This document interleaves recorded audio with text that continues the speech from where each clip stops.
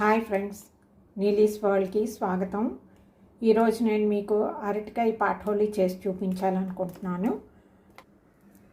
So ముందుగా 1 cup శనగపప్పు తీసుకున్నాను. దీన్ని బాగా కడిగేసి ఒక 2 అవర్స్ నానపెడదాము.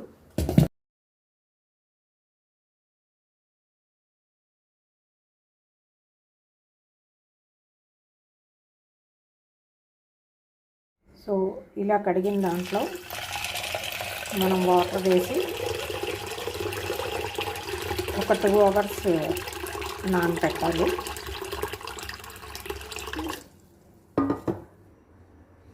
సో చూస్తున్నారు కదా ఫ్రెండ్స్, మన శనగపప్పు బాగా నానిపోయింది.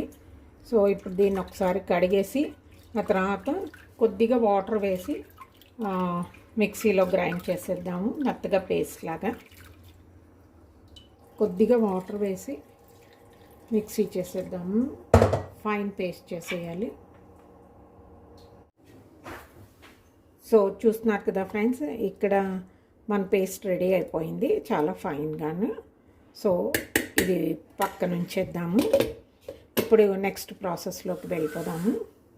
నేను ఒక 4 ఆనియన్స్, ఇంకా 2 పచ్చిమిర్చి, ఒక అరటికాయ ఇవి తీసుకున్నాను. వీటిని చాలా చిన్నగా ఫైన్గా చాప్ చేయాల్సి ఉంటుంది. సో అది చేసేద్దాము.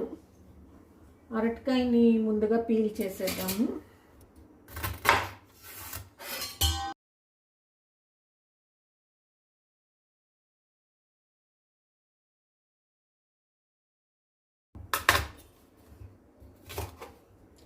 దీన్ని వాటర్లో వేసి ఉంచేద్దాము ముందు.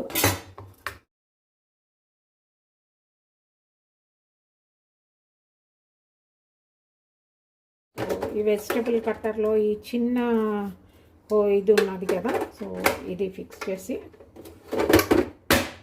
దీంట్లో మనకి చాలా ఫైన్గా చాప్ అయిపోతుంది.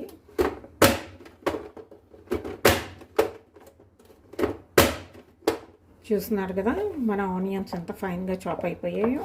సో వీటిని ఒక ప్లేట్లోకి తీసేద్దాము. ఇప్పుడు అలాగే ఒక 2 పచ్చిమిర్చి కూడా కట్ చేసేద్దాము.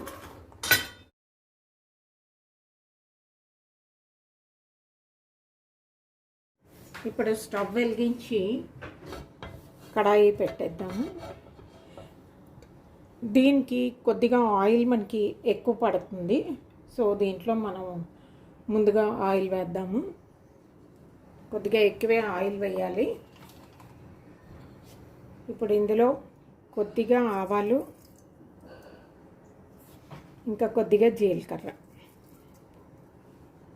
ఈ పోపు వేగుతున్న టైంలో కొద్దిగా ఇంగువ, ఇంకా ఎండుమిర్చి వేసేయాలి. కరివేపాకు వేసేయాలి.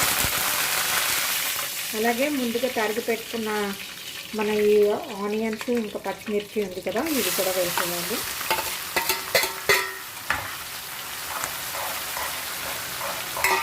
ఇవి కొద్దిగా వేగి లోపుని మన అరటికాయని తరిగేసుకుందాము. అరటికాయని కూడా బాగా చిన్న ముక్కల కింద తరుక్కోవాలి. దీన్ని కూడా నేను ఇందులోనే కట్ చేస్తాను. సో మనకి ఈవెన్గా వస్తాయి.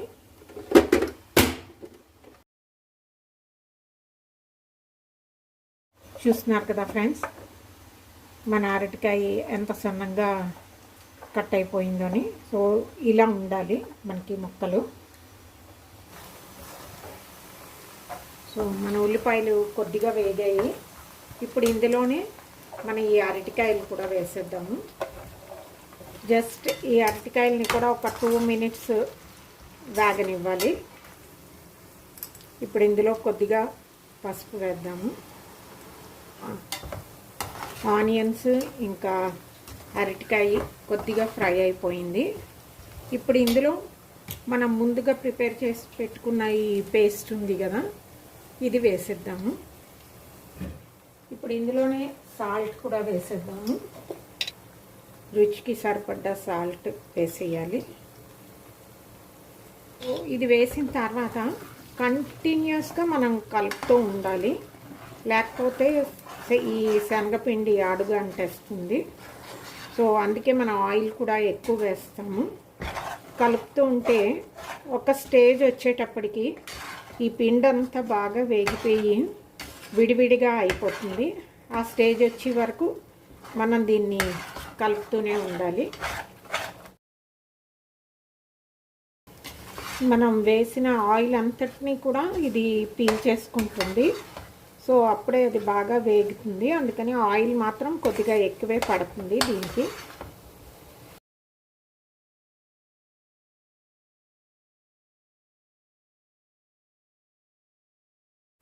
మన పాటోలే రెడీ అయిపోయింది. ఈ కొద్దిగా చల్లారిన తర్వాత ఇంకా పూర్తిగా కూడా విడిపోతుంది. ఇలా ఈ స్టేజ్ వచ్చిన తర్వాత మనం స్టవ్ ఆఫ్ చేసేయడమేను. స్టవ్ ఆఫ్ చేసేద్దాము. సో మన పాటోలీని డిష్ అవుట్ కూడా చేసేసాను. ఇది ఫ్రెండ్స్ ఈరోజు వీడియో. హోప్ మీ అందరికీ నచ్చి ఉంటుంది అనుకుంటాను. నచ్చితే నా వీడియోని లైక్ చేయండి, అలాగే షేర్ చేయండి. నా ఛానల్ని సబ్స్క్రైబ్ చేసుకోండి. మళ్ళీ ఇంకో వీడియోతోటి మీ ముందు ఉంటాను. అంతవరకు సెలవు. నమస్తే.